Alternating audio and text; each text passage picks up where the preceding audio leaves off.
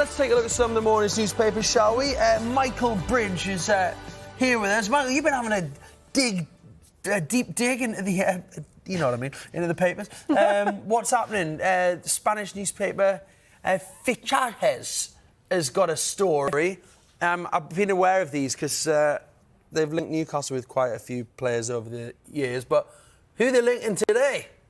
Cole Palmer, and I'm glad you've mentioned it, Pete. They are a transfer-based Spanish newspaper. Look, we know Real Madrid have had great success with England internationals in Jude Bellingham, and look, I don't want to get Chelsea fans angry with me. This is a Spanish-based transfer newspaper, but look, it's just an example of the success he's been. What a phenomenal signing he's been for Chelsea. You think of all the stick Chelsea have received over the last couple of seasons in terms of the players they brought in, the spending. There's one fact that we do know. He was worth every penny and more. He signed a new contract.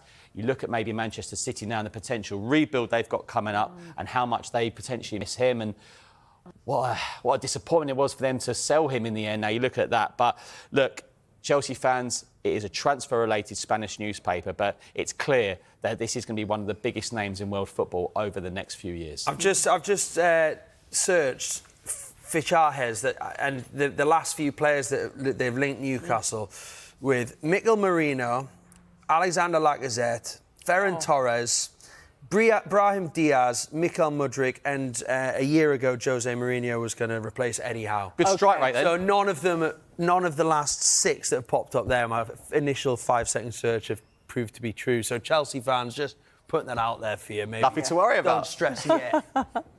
No offence. No offence if any Fichajes journalists are watching. No, I think we're all right there.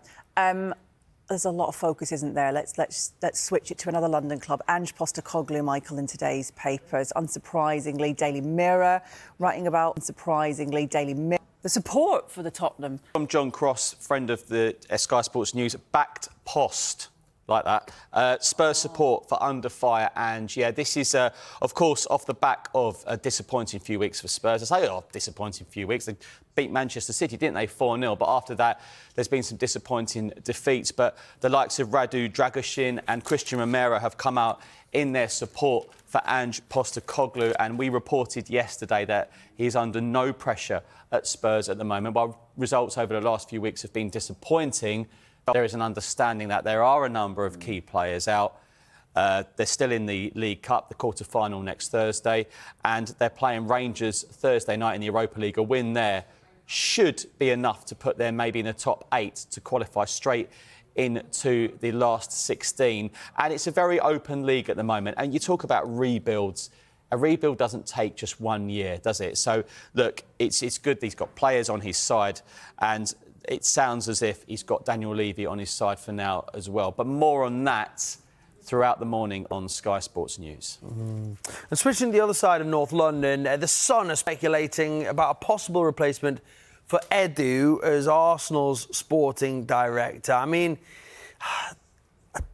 this is an interesting story because this guy, I mean, is an unbelievable year, hasn't he, of sort of drama in his career, really, I suppose. Yeah, I mean, how long was the gardening leave as well? It was quite an incredible story breaking on Sunday morning. Dan Ashworth's shock departure from Manchester United. Well, there's more to come on this departure, but there's one thing we still know, Hayley and Pete, that he has a very good reputation in football. Now, I want to move away from him leaving Manchester United, because the bit I am interested in, he's now a target for rivals Arsenal. Now, we know Edu. Another shock, wasn't it? Yeah. I think we're getting to a stage, aren't we, now, where sporting directors and directors of football, it's just as, and potentially in a way maybe sometimes more important than the manager slash head coach itself, isn't it? Well, these the hierarchy guys buying the players, aren't they? Exactly. So let's go into the paper a little bit. I love it. I love the paper in the morning. And we've got so many papers this morning. We've got different papers in the 8 and the 9, because Tuesdays are always packed, aren't they? But they are assessing him, and Ashworth with a close relationship with Arsenal managing director Richard Garlick. The pair work together at West Brom. So that's a really interesting potential development this morning in the Sun from Neil Custis and Matt Hughes. And a reminder, Dan Ashworth leaving Manchester United at the weekend and now linked with Arsenal.